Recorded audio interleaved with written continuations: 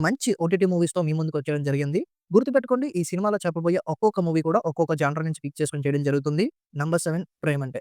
Actually ఇదొక rom com. అయినప్పటికీ కూడా హీరో, హీరోయిన్‌ల క్యారెక్టర్స్‌ని బేస్ చేసుకొని ఇంట్రెస్టింగ్ గేమ్ ఆడాడు డైరెక్టర్ సినిమాలో. స్టోరీ ఏంటంటే హీరో హైదరాబాద్‌లో వర్క్ చేస్తూ ఉంటాడు. సో, ఆయన కోసం సంబంధాలు ఎతుకుతున్న క్రమంలో మన హీరోయిన్ ఎదురుపడద్ది. అండ్ వాళ్ళిద్దరికి మధ్య మ్యాచ్ కుదురుతది.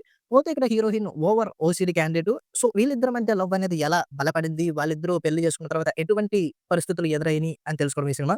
ఇదొక రామ్ కామ్ అయినప్పటికీ కూడా కొన్ని సర్‌ప్రైజెస్ ఉన్నాయి సినిమాలో. ఆ సర్‌ప్రైజెస్ రివీల్ అయినప్పుడు మంచి ఇంట్రెస్టింగే అనిపిస్తది.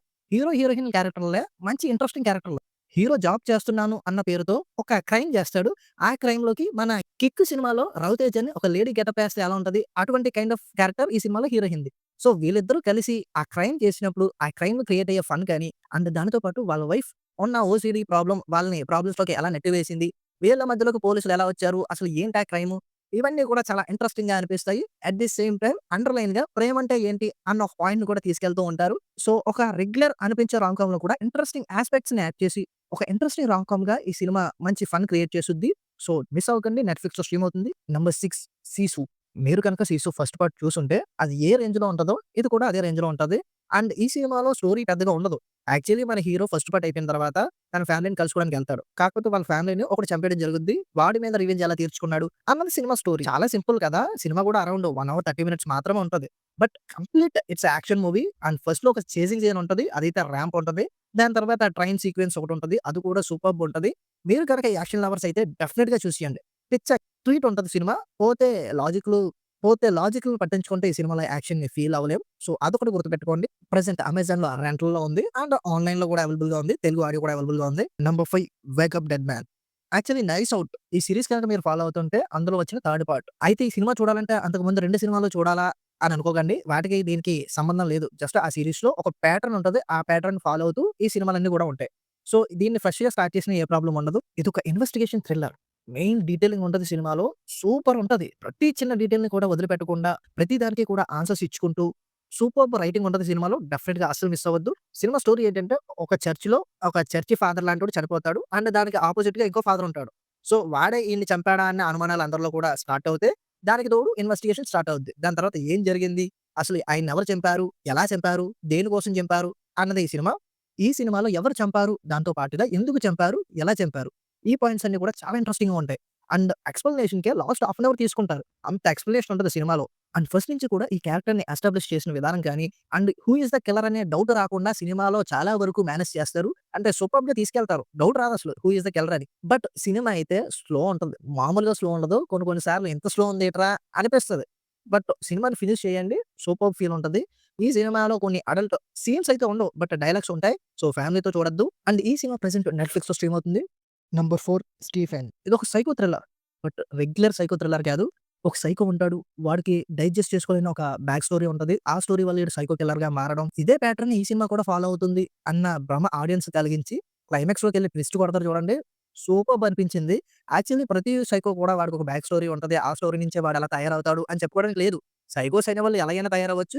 అండ్ దానికి పాయింట్ ఉండొచ్చు, పాయింట్ ఉండకపోవచ్చు. దాన్ని క్యాష్ చేసుకోవడానికి సైకోలు ఎలా అవుతారు? సైకోలు దేనివల్ల అవుతారు? సైకోలు అవ్వడానికి గల కారణాలేంటి? ఇవన్నీ మాట్లాడుకోవడం వేస్టు అన్న ఒక క్లియర్ ఇండికేషన్ అయితే ఈ సినిమా పాస్ చేసుద్ది. ఈ సినిమాలో హీరో ఉన్నప్పటికీ కూడా మనకి కంప్లీట్ సైకో కిల్లర్ మీదే ఉంటది స్టోరీ మొత్తం కూడా.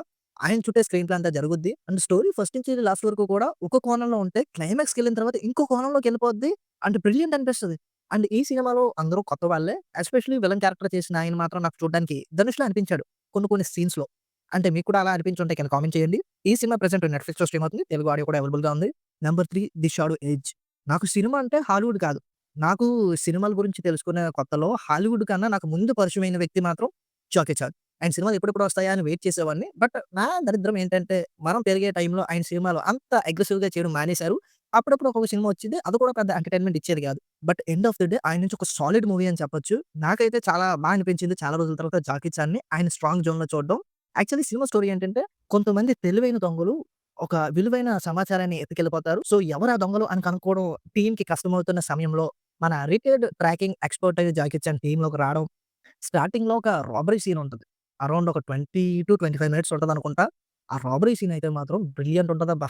అందులో ఆ థీవ్స్ ఉపయోగించే ఐడియాస్ కానీ, వాళ్ళని డైరెక్ట్ చేసే ఆ షాడో గాని, ఇదంతా కూడా చాలా ఇంట్రెస్టింగ్‌గా ఉంటది. దాని తర్వాత కంప్లీట్‌గా ఒక ఇన్వెస్టిగేషన్ మోడ్‌లోకి పోద్ది సినిమా. అండ్ ఈ ఇన్వెస్టిగేషన్ మోడ్‌లో కూడా యాక్షన్ అనేది పుష్కలంగా ఉంటది.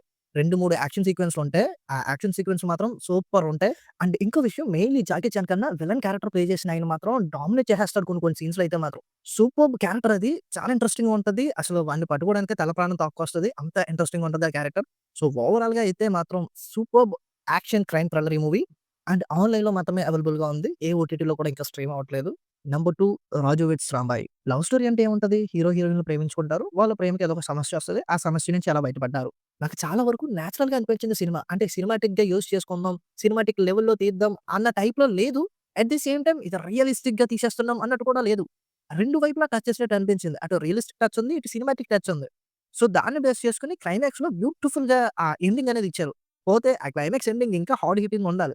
కాకపోతే కాంప్రమైజ్ అయ్యి మరీ హార్డ్ హిట్టింగ్ అంటే జనాలు చూడరేమో అన్నట్టు ఆలోచించారేమో. అంత హార్డ్ హిట్టింగ్ కాకుండా లైటర్ వేలో టచ్ చేసి వదిలేసారు. పోతే అక్కడ పెర్ఫార్మన్సెస్ కానీ, పడ్డ డైలాగ్స్ కానీ బ్యూటిఫుల్ అనిపిస్తాయి. ఓవరాల్ ఒక మంచి లవ్ స్టోరీ. రియల్ టచ్ ఉంది కాబట్టి ఇంకా కొంచెం గట్టిగా కనెక్ట్ అవుద్ది. సో, ఈ సినిమా ప్రెజెంట్ ఈటీవీలో స్ట్రీమ్ అవుతుంది. డెఫినెట్‌గా ఏసేయండి. నంబర్ 1 'అరుమలై.' మన హీరోకి ప్రేమ అంటే ఒక పిచ్చి అన్నమాట. అంటే చిన్నప్పటి నుంచి కూడా నిజమైన ప్రేమ కోసం వెతుకుతూ ప్రతి అమ్మాయి ఎనకాల తిరుగుతూ ఉంటాడు. పోతే మనోడికి ఆ ప్రేమ దొరికే టైంకి అవతల హీరోయిన్‌కి మాత్రం ప్రేమ మీద అసలు ఆసక్తి చచ్చిపోయి, ప్రేమని ఒక రిలేషన్ పెట్టుకోవాలంటే భయమేసే స్టేజ్‌కెళ్ళిపోద్ది. సో, వీళ్ళిద్దరూ ఎలా కలిసారు అన్నది ఈ సినిమా స్టోరీ. కథను పక్కన పెట్టేస్తే మూవ్‌మెంట్స్. ఆ మూవ్‌మెంట్స్ ఎంత కరెక్ట్ అయ్యేలా ఉంటే, ఆ లవ్ స్టోరీ అంత బాగా ఆడియన్స్‌లోకెళ్తాయి. అట్లానే ఈ సినిమాలో కొన్ని కొన్ని మూవ్‌మెంట్స్ బ్యూటిఫుల్ ఉంటాయి. చూస్తున్నంత సేపు కూడా సింపుల్‌గానే ఉంటూ హాయిగా 2 అవర్స్ అలా గడిచిపోయిందా అన్నట్టు అనిపిస్తది. బ్యూటిఫుల్ ఉంటది మూవీ. డెఫినిట్‌గా చూసేయండి. హాట్‌స్టార్‌లో స్ట్రీమ్ అవుతుంది. ఇది ఇక్కడికి if you like this video ఒకసారి ఛానెల్ చెకౌట్ చేయండి. నచ్చితేనే సబ్స్క్రైబ్ చేసుకోండి. వీడియోని నచ్చితే లైక్ చేయండి.